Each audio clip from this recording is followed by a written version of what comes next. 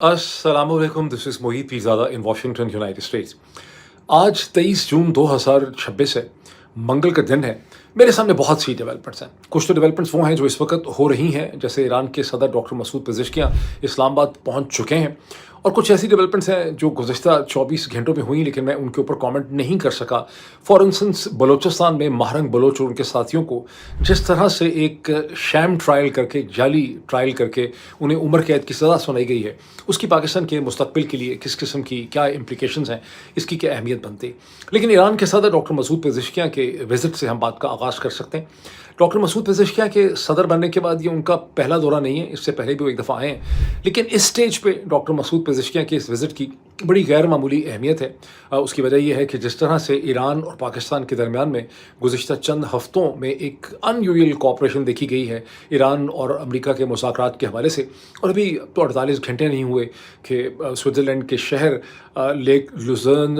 लुज़र्न summit जो हुआ है उसमें पाकिस्तान के रोल को जिस तरह से ईरान ने अप्रिशिएट किया है, उसके बाद ईरान के सदर की एक विज़िट की बड़ी अहमियत है। अब विज़िट तो जब भी ऐसे होते हैं उसके मामला पहले फ़ॉरेन ऑफिसर्स के दरमियान में तय हो चुके होते हैं, और विज़िट बज़ाते खुद हमेशा एक ऑप्टिक्स के लिए होता है, वो एक सिंबॉलिक होता है, उसका एक मैसेज है। लेकिन यहाँ पर अब ईरान और पाकिस्तान के दरमियान में बहुत सी चीज़ें मुस्तकबिल में हो सकती हैं। पाकिस्तान ईरान के साथ, ईरान पाकिस्तान के साथ मिलके इस खित्ते में बहुत सा पॉजिटिव काम जो है वो कर सकता है। और अगर लोग समझ सकें, पाकिस्तान के लीड डिसीजन मेकर, तो ये रीजनल स्पेस में जो इजाफा हुआ है इस जंग के नतीजे में गुज़िश्ता चंद हफ्तों में, इससे पाकिस्तान के लोगों को भी बहुत सी रिलीफ मिल सकती है अगर लोग समझ सकें। मैं एक नक्शा, एक मंजरनामा आपके सामने पेश करता हूँ। सबसे पहले हम ये देखें कि इस वक्त इस्लामाबाद में सिक्योरिटी के बहुत ही अनयूजुअल इकदाम किए गए हैं। बहुत ज़्यादा दफातर खाली करवा लिए गए हैं, बहुत से दफातर में मुकम्मल छुट्टी दे दी गई है। बहुत से जो मुलाजमीन हैं इस्लामाबाद के, ख़ास करके जो रेड एरिया के आगे पीछे हैं, उनको कहा गया है कि आप घर से काम करें। बहुत ही इसेंशियल सर्विसेज के, जैसे प्राइम मिनिस्टर के ऑफिस में या सेनेट या बाज़ इस किस्म के जो ऑफिस हैं, वहाँ लोगों को काम के लिए आने दिया गया, वरना मुकम्मल तौर पर शहर को एक तरह से बंद कर दिया गया। मैं देख रहा था कि किसी ने लिखा था, कॉमेंट किया था कि हमें बड़ा शुक्र है कि मुज़ाकरात जो हुए ईरान और अमेरिका के दरमियान में, ये इस्लामाबाद में नहीं हुए। जेडी वैंस यहाँ दोबारा नहीं आए, वो वहाँ चले गए हैं स्विट्ज़रलैंड में, बिकॉज जब भी इसके पीछे वो आए थे कि जो भी ऐसा सिलसिला होता था तो इस्लामाबाद पूरा बंद हो जाता था। तो बहरहाल एक बार फिर आज इस्लामाबाद बंद है। इस्लामाबाद के जो डिप्टी कमिश्नर हैं, उन्होंने मरगला ट्रेल जो है 2, 3, 4, 5 जो ऊपर लोग जाते हैं उनको भी बंद कर दिया है। 7 तक सिक्योरिटी रखी गई। मैं देख रहा था कि बीबीसी उर्दू के अंदर एक बड़ी इंटरेस्टिंग, बड़ी इन्फॉर्मेटिव एक स्टोरी है, मैं स्क्रीन पे आपको दिखाने की कोशिश करता हूँ, जिसमें ये सवाल रेस किया गया है कि ईरान के ऊपर से अमेरिका ने जो पाबंदियाँ उठाई हैं, जिसके नतीजे में 60 दिन के लिए ईरान अपने तेल को और अपनी जो पेट्रोलियम प्रोडक्ट्स हैं और बहुत सी चीज़ों को एक्सपोर्ट कर सकता है डॉलर प्राइसेस में, इससे पाकिस्तान को कोई फ़ायदा पहुँचेगा। और उसमें उन्होंने बहुत से पाकिस्तानी जो एक्सपर्ट्स हैं, ऑयल इंडस्ट्री के, एनर्जी एक्सपर्ट्स हैं, उनसे उन्होंने बात की, कुछ गवर्नमेंट के मिनिस्टर्स वगैरह से उन्होंने बात की, और 3 किस्म के इश्यूज़ उसके रास्ते में आते हैं। एक इशू तो ये है कि अब चूंकि ईरान से सैंक्शंस 60 दिन के लिए हट गई हैं, तो अब ईरान का तेल इंटरनेशनल प्राइसेस पे आ गया है, वो सस्ता नहीं रहा। इससे पहले सूरत हाल ये है कि अगर पाकिस्तान का तेल इस वक्त तकरीबन 300 रुपये पर लीटर है पेट्रोल, तो ईरान से आने वाला जो पेट्रोल है वो तकरीबन 245 से 250 रुपये का बलूचिस्तान के ज़रिए आता है। लेकिन पाकिस्तान के ऑयल एक्सपर्ट्स का कहना है कि सूरत हाल यहाँ पर अब ख़त्म हो जाएगी और ईरान का तेल जो है वो इंटरनेशनल स्टैंडर्ड प्राइसेस पे आ जाएगा, और उसके अंदर जो प्ले था, ये फ्लेक्सिबिलिटी थी, वो यहाँ से ख़त्म हो जाएगी। दूसरा इशू पाकिस्तान का ये है ईरान के तेल के हवाले से कि पाकिस्तान के long standing contract and dependence का रिलेशनशिप है सऊदी अरब के साथ, मुत्तहिदा अरब अमारात के साथ, और उन कॉन्ट्रैक्ट्स के अंदर बहुत ज़्यादा कहीं और से तेल लेने की अपेरेंटली स्पेस ही नहीं है, कैपेसिटी ही नहीं है। यानी पाकिस्तान की कमिटमेंट है कि उन्होंने अपना तेल जो है वहीं से लेना है, और उसमें ज़ाहिर है कि सऊदी अरब और शायद मुत्तहिदा अरब अमारात पाकिस्तान को, ख़ास करके सऊदी अरब जो है वो डेफर्ड पेमेंट देते रहे हैं, और ये प्रोसेस तो गुज़िश्ता 20, 25, 30 बरस से चल रहा है। तो वहाँ पर ईरानी बिज़नेस करने की बहुत स्पेस नहीं। फिर ये है कि ईरानी तेल जो है वो हेवी ऑयल है, वो भारी तेल है, जबकि पाकिस्तान की जो रिफाइनरीज हैं सारी की सारी ये एक लाइट स्वीट या अरेबियन ऑयल जो है उसको रिफ़ाइन कर सकती हैं क्रूड को, और ये हेवी क्रूड के लिए बनी भी नहीं। लेकिन रियल पोटेंशियल पर कहाँ आता है? मैंने कुछ और आर्टिकल्स देखे, कुछ मेरी पुरानी इस पर रिसर्च है, और मैंने कई दफ़ा उसका जिक्र भी किया है अपने वीलॉग्स में। जो रियल पोटेंशियल है, अगर ईरान से सैंक्शंस हट जाएँ तो पाकिस्तान को गैस जो है, जिसका Iran Pakistan India gas pipeline, जिसे उर्फ़ आम में मुखफ़फ़ के तौर पे आईपीआई कहते हैं, उस पे ईरान ने पाकिस्तान के बॉर्डर तक का तमाम काम जो है वो मुकम्मल किया हुआ है। अगर ये सैंक्शंस हट जाती हैं ईरान से, अल्लाह करे ये हट जाएँ, ये हल निकल आए इसका, अमेरिका की वेस्ट की इन्वेस्टमेंट ईरान में शुरू हो जाए, पाकिस्तान को बड़ी सस्ती गैस मिल सकती है, पाकिस्तान वो गैस को हिंदुस्तान तक ले जा सकता है अगर थोड़ी सी हम एफर्ट करें, अपने ताल्लुकात को बेहतर करें। और इन एनी केस पाकिस्तान में इस वक्त इतनी ज़रूरत है एनर्जी की, जब से ये IPI की बात हुई थी 20 साल उस बात को गुजर चुके हैं। इस सारे टाइम पीरियड के दरमियान पाकिस्तान की अपनी आबादी और एनर्जी रिक्वायरमेंट्स बहुत ज़्यादा बढ़ चुकी हैं। एक तो ये चीज़ है। दूसरा ये है कि अगर ये जो कॉरिडोर, जो हिस्टोरिक कॉरिडोर था, जो मुसलमाना ने हिंद का जो हिस्टोरिक कॉरिडोर था उनके ट्रेड का, वो था भी तुर्की, ईरान और फिर नॉर्थ ऑफ इंडिया था। अगर ईरान से सैंक्शंस हट जाती हैं तो पाकिस्तान के पास ट्रेड की, बिज़नेस की और ईरान के ज़रिए तुर्की और तुर्की के ज़रिए यूरोप की मार्केट तक पहुंचने की बड़ी ऑप्शंस जो हैं वो यहाँ पे एग्जिस्ट करती हैं। अब एक इसमें चीज़ ये देखें कि थोड़ा सा ईरान और US में देख लें कि उनके दरमियान में क्या प्रोग्रेस हुई है। बहुत सी प्रोग्रेस हुई। एक बहुत इंटरेस्टिंग स्टेटमेंट है ईरान के सदर डॉक्टर मसूद पेज़ेश्कियान की, जो पाकिस्तान के अखबारात की जीनत बनी है, जिसमें वो कह रहे हैं कि स्टेटमेंट्स ऐसी नहीं देनी चाहिए अमेरिका को मुखातिब करके, जो एग्रीमेंट हुआ है उसके टेक्स्ट के बियॉन्ड, उसके बाहर निकल के जो स्टेटमेंट्स लोग दे रहे हैं, ये ईरान और अमेरिका के दोनों के लिए मुफीद नहीं। इसका बैकग्राउंड क्या है? इसका बैकग्राउंड यह है कि गुज़िश्ता 24 या 12-14 घंटों में अमेरिका का जो ट्रेजरी डिपार्टमेंट है, जो बेसिकली अमेरिका का वजारत ख़जाना है, उसको ट्रेजरी कहते हैं, ट्रेजरी ने लाइसेंस इशू किया है 60 दिन के लिए, एक टेम्प्रेरी, जिसमें ईरान अपनी ऑयल एक्सपोर्ट्स, अपनी पेट्रोलियम प्रोडक्ट्स की एक्सपोर्ट्स कर सकता है। और JD वैंस ने ये स्टेटमेंट दी है जब वो लुज़र्न से निकल रहे थे। उन्होंने छोटी सी शॉर्ट प्रेस कॉन्फ्रेंस की, वहाँ उन्होंने कहा कि हमने ईरान के साथ ये एग्रीमेंट कर लिया है कि ईरान के जो ग़ालिबन पहला जो कैशे है $6 बिलियन का, वो फंड्स ईरान के रिलीज़ जो हैं वो कर दिए जाएंगे, स्टेप्स में रिलीज़ किए जाएंगे। अब ये पहली दफ़ा है 1979 के बाद से कि ईरान अपना तेल डॉलर डिनोमिनेटेड में पेट्रोलियम प्रोडक्ट्स, ऑयल जो है वो बेच सकेगा। और 1979 से 2026 तक कुछ 6-7 डिफरेंट फेजेस में ईरान के ऊपर ये सैंक्शंस लगी हैं, जो इस वक्त हटने का जिनका सीन बन रहा है। लेकिन वैंस ने जिस प्रेस कॉन्फ्रेंस का मैंने जिक्र किया, उसमें और उसके बाद डोनाल्ड ट्रंप दोनों ने ये कहा कि ईरान के जो फंड्स रिलीज़ होंगे कतर से या मुत्तहिदा अरब अमारात से, वो ईरान इस्तेमाल करेगा अमेरिका के एग्रीकल्चर प्रोडक्ट्स को, सोयाबीन्स को, फार्म प्रोडक्ट्स को ख़रीदने के लिए, ताकि हमारे फार्मर्स को उसके पैसे मिल सकें। ये वो चीज़ है जिसके कॉन्टेक्स्ट में ईरान के सदर डॉक्टर मसूद पेज़ेश्कियान ये कह रहे हैं कि जो चीज़ एग्रीमेंट में नहीं है वो बातें ना करें, ये दोनों के मफाद में नहीं है। और ईरान के जो सेंट्रल बैंक के गवर्नर हैं, उन्होंने कहा कि इस किस्म की कोई चीज़, इस किस्म का कोई मजाक नहीं। ये हकीकत क्या है? डेफिनेटली ईरानी सही कह रहे हैं। ईरानियों ने अमेरिकन के साथ कोई ऐसी कमिटमेंट नहीं की कि उनको जो $6 बिलियन मिलेंगे उससे वो ईरान के, अमेरिका के फार्म प्रोडक्ट्स खरीदेंगे, क्योंकि ईरानियों को इस वक्त अपनी रिकन्स्ट्रक्शन के लिए हर किस्म के पैसे चाहिए। ये अमेरिकन नई नई इख्तराह पैदा कर रहे हैं, ये नए नए रास्ते वो ढूंढ रहे हैं अपने आप को यहाँ सर्व करने के लिए। इसका मतलब है कि इस किस्म के इश्यूज़ के ऊपर डिसएग्रीमेंट जो है वो रहेगा, और बार बार ये छोटी छोटी चीज़ें जो हैं, जो नॉट्स होंगे, इनको रिजॉल्व करना होगा। फॉर इंस्टेंस अमेरिका के वाइस प्रेसिडेंट JD वैंस ने उसी प्रेस कॉन्फ्रेंस में लुज़र्न से निकलते हुए ये भी कहा कि बहुत जल्दी हमारा एग्रीमेंट हो गया है, जहाँ और चीज़ें हमने मानी हैं, ईरान ने ये मान लिया है कि IAEA की जो इंस्पेक्शन टीम्स हैं उनको अब ईरान बुलाएगा, और वो ईरान पहुंचने वाली हैं देखने के लिए उसके एनरिच मटेरियल और उसके सेंट्रीफ्यूग्स एंड ऑल दैट। उस पर जो इस्माइल वकाई हैं, उन्होंने कहा कि हमने कोई ऐसा नया एग्रीमेंट अमेरिका के साथ नहीं किया। मेरा ख्याल है यहाँ पे ईरानी टेक्निकल खेल रहे हैं, नए एग्रीमेंट की बात नहीं है। अमेरिका के वाइस प्रेसिडेंट ठीक कह रहे हैं कि उनकी एक अंडरस्टैंडिंग हो गई है ईरान के साथ कि बहुत जल्दी IAEA की इंस्पेक्शन टीम्स जो हैं वो ईरान में आएंगी, और वो जो एनरिच मटेरियल और वो सब कुछ, उनके जो रिएक्टर्स हैं, वो जो ज़मीन में दफन है, उसकी इंस्पेक्शन का प्रोसेस जो है वो शुरू होगा। बहरहाल ये जो नोक झोंक है ये इनके दरम्यान में चलती रहेगी। जो ज़्यादा सिग्निफिकेंट चीज़ है वो ये है कि ईरान के डिप्टी फॉरेन मिनिस्टर काज़म गरीबाबादी, जो टेक्निकल टीम को हेड कर रहे हैं, जिनको पीछे लुज़र्न में छोड़ दिया गया था अमेरिकन के साथ बातचीत करने के लिए, उन्होंने एक डिटेल स्टेटमेंट इशू की है, जिसे प्रेस टेलीविज़न में और ईरान के अखबारात में आप उसे देख सकते हैं। वो ये कहते हैं कि हमारी जो कुछ अंडरस्टैंडिंग हुई है उस पर बहुत प्रोग्रेस हुई है हमारी। 2 प्रिंसिपल चीज़ें, वैसे तो इनका जिक्र पाकिस्तान के फॉरेन ऑफिस ने जो अपनी स्टेटमेंट इशू की थी उसमें इनका जिक्र था, लेकिन अब उसकी बड़ी खुल के उन्होंने वजाहत कर दी। उन्होंने कहा ये जो हाई पीस कमेटी है, इसके मेंबरान में ईरान के फॉरेन मिनिस्टर और ईरान की मजलिस के स्पीकर यानी डॉक्टर अब्बास अरगची और बाकर खलीबाफ होंगे। उसके अलावा पाकिस्तान और कतर के प्राइम मिनिस्टर होंगे और अमेरिका के वाइस प्रेसिडेंट होंगे। तो ये वो हाई पीस कमेटी है जो तमाम मामलात को देखेगी, और इस कमेटी के नीचे 4 वर्किंग ग्रुप्स बनाए गए हैं। ये बड़ा अच्छा वैसे काम हो गया, और वो जो 4 बड़ा प्रोफेशनल काम हो गया, इंस्टीट्यूशनल काम हो गया, और इसमें मुझे लगता है कि ये चीज़ें रुक नहीं सकेंगी जिस तरह का मैकेनिज़्म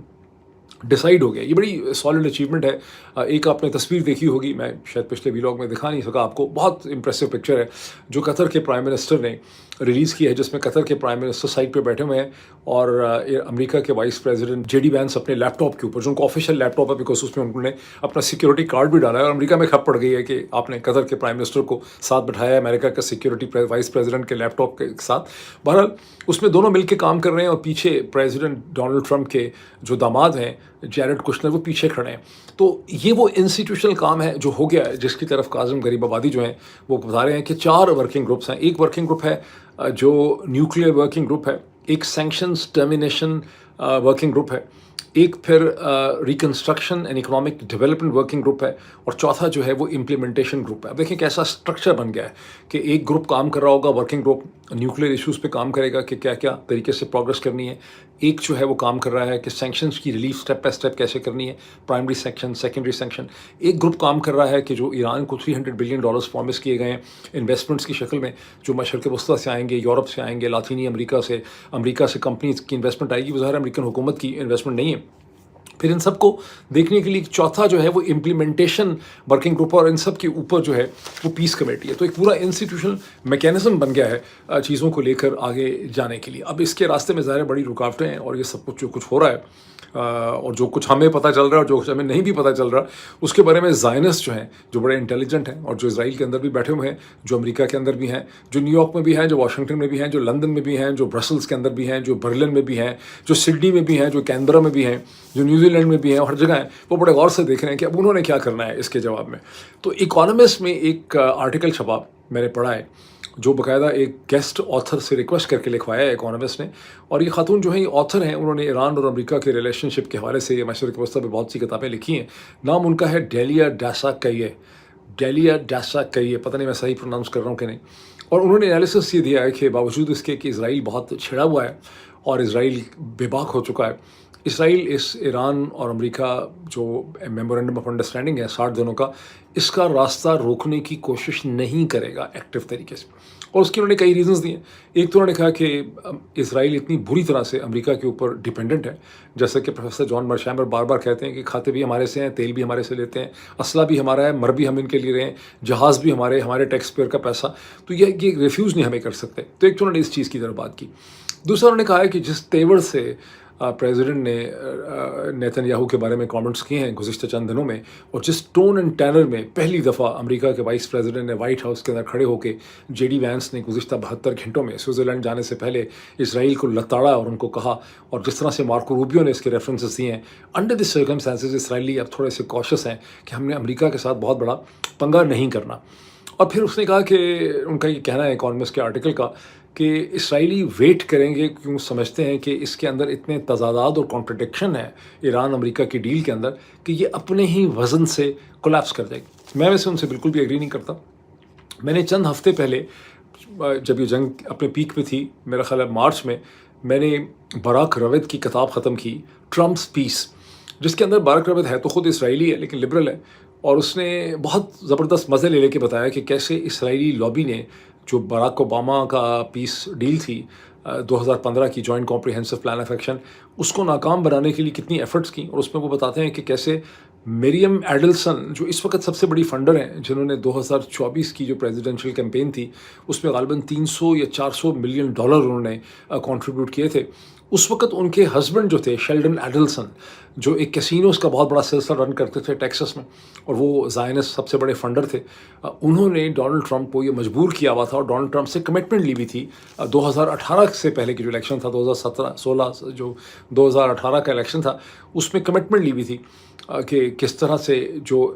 ईरान के साथ अमेरिका की डील है उससे डोनाल्ड ट्रंप पुल बैक करेंगे और यरूशलेम को कैपिटल बनाया जाएगा, यानी अमेरिका तस्लीम कर लेगा और अपनी एम्बेसी को वहाँ पे शिफ्ट करेगा। तो अगर इस तरह से ज़ायनिस्ट लॉबी काम करती है तो मेरी अंडरस्टैंडिंग ये है कि इस डील को नाकाम बनाने के लिए इस वक्त जब हम बोल रहे हैं वो बहुत मेहनत कर रहे हैं कि हमने कैसे, अभी तक उनका हाथ लग नहीं रहा लेकिन वो इस पर काम छोड़ेंगे नहीं। अब हम आए देखें कि प्यारे पाकिस्तान में मज़ीद क्या चीज़ें हुई। पिछले 24 घंटों में मैं कमेंट नहीं कर सका, महारंग बलोच और उनके साथी जिसमें सबकुतुल्लाह बलोच का बहुत ज़्यादा नाम लिया जा रहा है, उनको एक बिल्कुल शैम किस्म के ट्रायल में جس کی کوئی سرپیر سمجھ نہیں آ رہا، اس میں ان کو عمر قید کی سزا جو ہے وہ سنا دی گئی۔ یہ ایک ایسی خبر ہے پاکستان کے حوالے سے جس کو دنیا بھر کے ذرائع ابلاغ نے فلیش کیا ہے، نہ صرف اسے ہندوستان کے اخبارات نے کیری کیا ہے، اسے اسرائیل کے اخباروں نے کیری کیا ہے، اسے مشرق وسطیٰ کے عرب جو پبلیکیشنز ہیں انہوں نے کیری کیا ہے، اسے برطانیہ کی پبلیکیشنز نے کیری کیا ہے۔ ابھی تک میں نے نیو یارک ٹائمز میں اس میں کوئی سٹوری نہیں دیکھی، لیکن مجھے یقین ہے کہ اگلے چند دنوں میں بلوچستان کے حوالے سے نیو یارک ٹائمز میں بھی کوئی ڈیٹیل سٹوری جو ہے وہ چھپے گی۔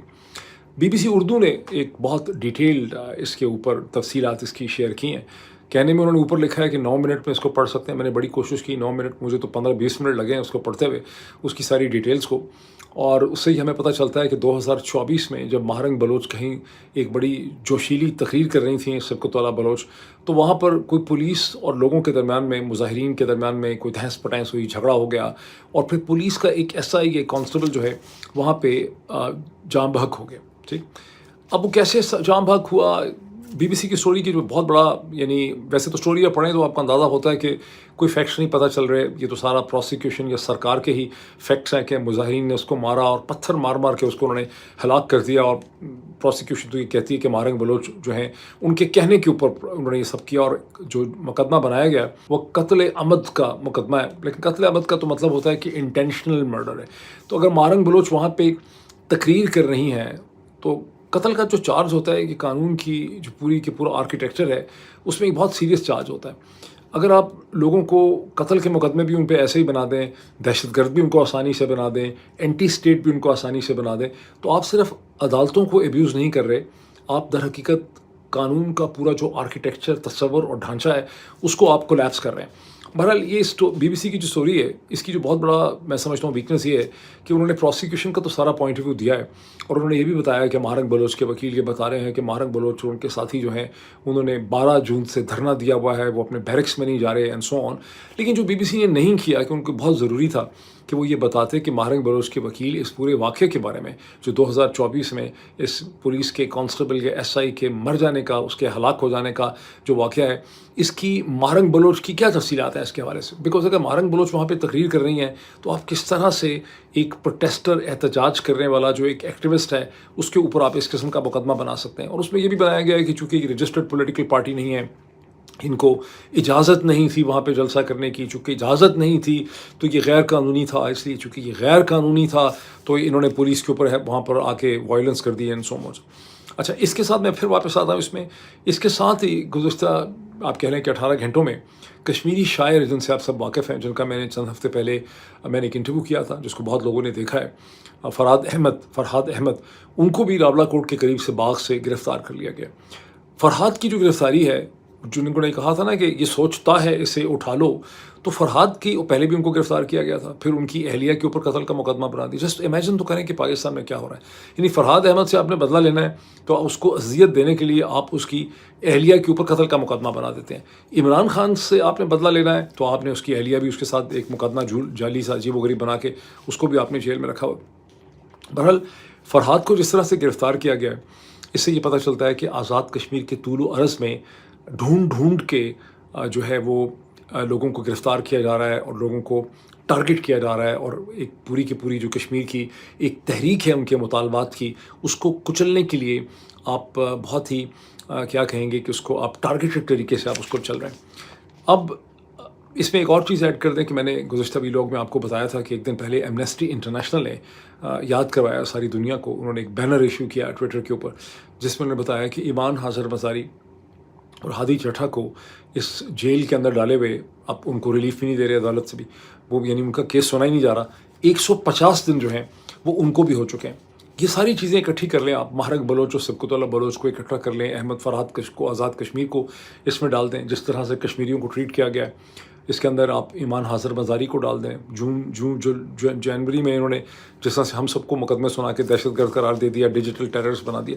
اس میں میسج کیا دے رہے ہیں جنرل عاصم منیر ان کی ٹیم؟ میسج یہ دے رہے ہیں کہ ہم ایک آہنی آئرن ہینڈ سے، آہنی ہاتھ سے ہم رول کریں گے، ہم کوئی چیز برداشت نہیں کریں گے، ہم کسی چیز کی پرواہ نہیں کرتے۔ امریکہ، ویسٹ، یورپین یونین، IMF وغیرہ جو ہیں یہ سب ہمارے ساتھ ہیں، ہمارا راستہ جو ہے وہ کوئی نہیں روک سکتا۔ اس میں رسکس یہ ہیں کہ جب بھی ایک پاورفل سٹرکچر اپنے انرشیا کے اندر چل رہا ہوتا ہے، جیسے گاڑی چل رہی ہوتی ہے نا 70-80 میل کی اسپیڈ کے اوپر، جب وہ چل رہی ہوتی ہے وہ چل رہی ہوتی ہے، ہو سکتا ہے اس میں کوئی ایسا ڈیفیکٹ بھی ہو جو پتہ نہ چل رہا ہو لیکن کوئی چل رہی ہوتی، تو یہ ایک موشن کا انرشیا ہے، ٹھیک ہے، نیوٹنس کے لاز۔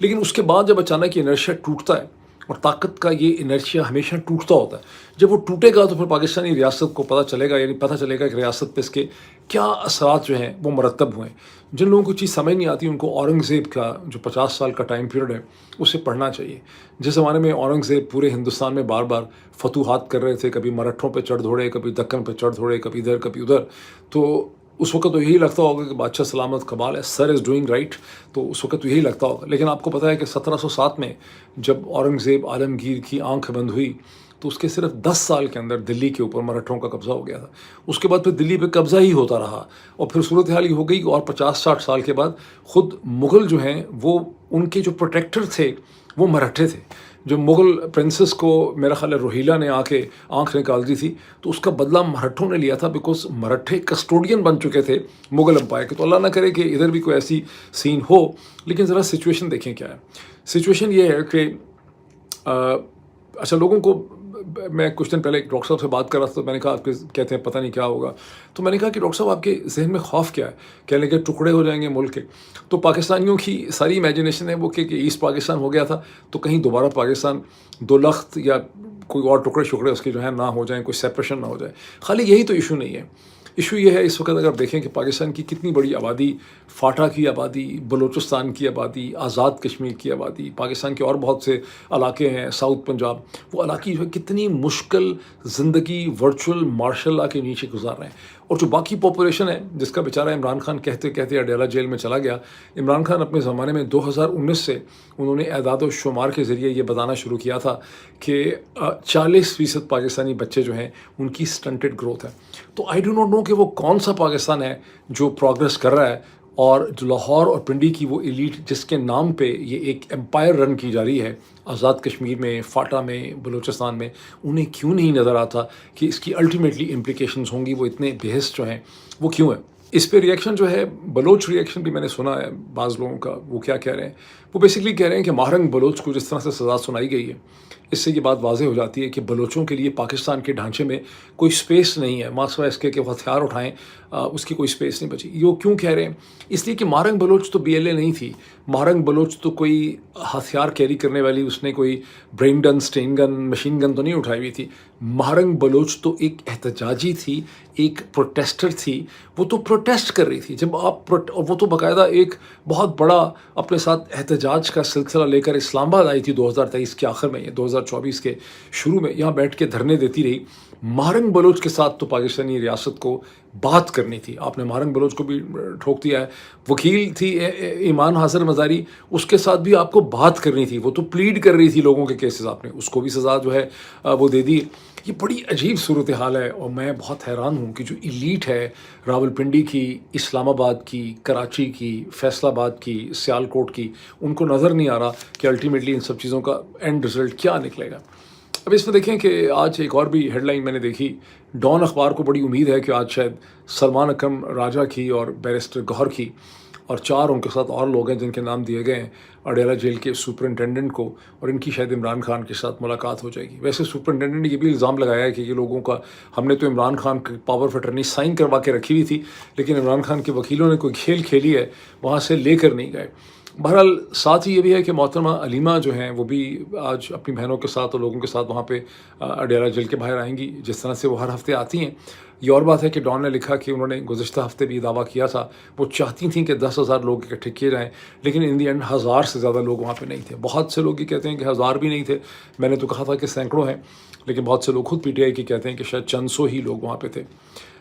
یہ سارے سرکمسٹانسز کو دیکھنے کے باوجود میرا پرسنل خیال یہ ہے کہ اس وقت جنرل عاصم منیر اور ان کی ٹیم کو ایک بڑی انپریسیڈنٹڈ سپیس ملی ہے ایران کی جنگ کے نتیجے میں۔ پہلے ان کو سپیس ملی تھی ہندوستان سے جنگ کے نتیجے میں، اب ان کو سپیس ملی ہے ایران سے جنگ کے نتیجے میں۔ اور جب امریکہ کا وائس پریزیڈنٹ کھڑے ہو کے سوئٹزرلینڈ میں ان کی تعریف کرتا ہے کہ میں گزشتہ 3 مہینوں میں نے ان سے 3 دفعہ بات کی، اس کا مطلب ہے کہ جنرل عاصم منیر کے پاس اس وقت سپیس ہے، انہیں کوئی رسک نہیں ہے۔ इस स्टेज के ऊपर उनको ऐसे फैसले करने चाहिए ताकि वो पाकिस्तान की पॉलिटिक्स के अंदर बेहतरी ला सकें। मैं फिर भी इसकी बात करता रहूँगा, मेरा ख्याल है कि उनको करना चाहिए, उनको पता नहीं कोई समझा नहीं रहा, लेकिन this is their opportunity, because वक्त एक तरह का नहीं रहता, हो सकता है कल को उनके पास इस किस्म की अपॉर्चुनिटी जो है वो ना हो। अब मैंने आपको एक पिछले वीलॉग में मैंने एक पीस लिखा था जो मैंने पैट्रियन के ऊपर दिखाया भी था आपको, उसको बहुत ज़्यादा लोगों ने पढ़ भी लिया है, मैं चाहता हूँ उसको और ज़्यादा लोग पढ़ें, मैं फिर आपको स्क्रीन के ऊपर दिखा रहा हूँ।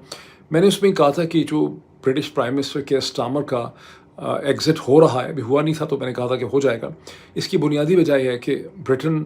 ब्रेक्सिट से रिकवर नहीं कर सका और ब्रिटेन की सियासत ब्रेक्सिट के नतीजे में इतनी बुरी तरह से मुतासर हुई है। उसमें मैंने इमिग्रेशन का भी जिक्र किया था कि जो नॉन यूरोपियन इमिग्रेशन आई है उसने बरतानिया के अंदर बहुत से सियासी और समाजी मसाइल पैदा कर दिए हैं, रिएक्शन पैदा किया है, और ब्रिटेन में कोई भी प्राइम मिनिस्टर अपने इलेक्टोरेट की जो एक्सपेक्टेशंस हैं उन्हें पूरा नहीं कर पा रहा, इसलिए ब्रिटेन एक तरह से अनस्टेबल हो गया है। और ये जो एंडी बर्नहम है ये भी कोई डिलीवर शायद ना कर सकें, कहा कितने ही कैरिस्मेटिक जो है वो क्यों ना। अब मैंने तो जो कुछ कहा, मैंने जो पीस लिखा था, मुझे बहुत खुशी है कि न्यूयॉर्क टाइम्स ने गुज़श्ता चंद घंटों में एक बहुत डिटेल्ड एनालिसिस निकाला है, और मैं आपको दिखाता हूँ स्क्रीन के ऊपर, जिसमें उनका कहना यह है कि ब्रिटेन ने पिछले 10 साल में अभी तक बरतानिया जो है वो ब्रेक्सिट की कॉस्ट पे कर रहा है। ब्रिटेन कभी ब्रेक्सिट के शॉक से रिकवर नहीं कर सका। एक स्टैनफोर्ड के प्रोफेसर ने स्टेटिस्टिकल रिसर्च करके साबित किया है कि British gross domestic product GDP जो है वो 8% कम हो गया है, जो अगर वो ब्रेक्सिट में ना निकलता यूरोप से तो इस वक्त वो 8% ज़्यादा बड़ी उसकी इकॉनमी होती। इसकी ह्यूज इम्प्लीकेशंस हैं एक 4-5 ट्रिलियन डॉलर की इकॉनमी के लिए। अच्छा, अब इसमें न्यूयॉर्क टाइम्स ने एक और भी एनालिसिस किया है, और वो एनालिसिस ये है कि एक ऐसे वक्त पे जबकि वैंस ईरान के साथ नेगोशिएशन को लीड कर रहे थे, डोनाल्ड ट्रंप ने उनको डिस्टेबलाइज एंड डिसरप्ट करने की कोशिश की। और बड़ा लंबा एनालिसिस, इंटरेस्टिंग कि ऐसा डोनाल्ड ट्रंप क्यों कर रहे हैं। According to New York Times, Donald Trump actually दोनों तरफ खेल रहे हैं। वो 2 पोटेंशियल प्रेसिडेंशियल कैंडिडेट्स को देख रहे हैं, एक जेडी वैंस को और दूसरे अपने secretary of state Marco Rubio को। कभी एक को चढ़ाते हैं, कभी दूसरे को चढ़ाते हैं, और वो एसेस कर रहे हैं कि अल्टीमेटली इनमें से कौन सा घोड़ा ऐसा है जिससे मैंने सपोर्ट करना है। और डोनाल्ड ट्रंप जिसको सपोर्ट करते हैं फिर उसकी गुड्डी जो है वो बन जाती है। इस सर्कमस्टांसेस में मैं आपको ये बताऊं कि मैं जो किताब पढ़ रहा हूँ जेडी वैंस की, जिसका टाइटल है communion finding my way back to faith. ये खासी इंटरेस्टिंग किताब है। आप में से अक्सर लोग पूछते रहते हैं किताब बताएं। ये उस किस्म की तो नहीं है जिसको आप कोई बहुत अजीम किताब कह सकते हैं, लेकिन ये बड़ी इंटरेस्टिंग किताब है। ये इमेंसली रीडेबल है, इसे बहुत एहतियात से लिखा ही इसलिए गया कि लोग इसको आसानी से पढ़ सकें। इसको जब आप पढ़ते हैं तो आपको एक तो चीज़ पता चलती है कि किस तरह से जेडी वैंस प्रेसिडेंशियल बिड अपनी जो क्रिश्चियन अमेरिका है या जो एवेंजेलिकल अमेरिका है, जो एक बाइबल बेल्ट है, उसमें अपना केस मजबूत कर रहे हैं। 2028 की प्रेसिडेंशियल एक तरह से प्रेसिडेंशियल कैंपेन उन्होंने लॉन्च कर दी। लेकिन इस किताब को आपको ये भी पता चलता है कि अमेरिका के अंदर मज़हब परस्त और जो गैर मज़हब परस्त हैं, जो अमेरिका में लिबरल सर्कल्स हैं और जो मज़हब परस्त हैं, उनके दरमियान किस किस्म का पॉलिटिकल क्लैश है और कैसे इस क्लैश के दरमियान में जेडी वैंस अपने आप को प्लेस करने की कोशिश कर रहे हैं। तो बड़ी इंटरेस्टिंग किताब है। मैं ख़त्म कर लूँ इसको एक आध दिन में। मैंने आधी पढ़ी, आधी तो नहीं पढ़ी, आधी से कम ही पढ़ी। अभी तक मैं यहाँ तक पहुँचा हूँ कि मैं मज़हब से पीछे क्यों हट गया था, मैं वापस क्यों आया, अभी तक मैं वहाँ नहीं पहुँचा। तो मैं इसका एक बुक रिव्यू जो है हो सकता है लिख के और हो सकता है वीडियो फॉर्म में आपके साथ शेयर करूँगा पैट्रियन के ऊपर। अभी इतना ही, फिर आपसे मुलाकात होती है।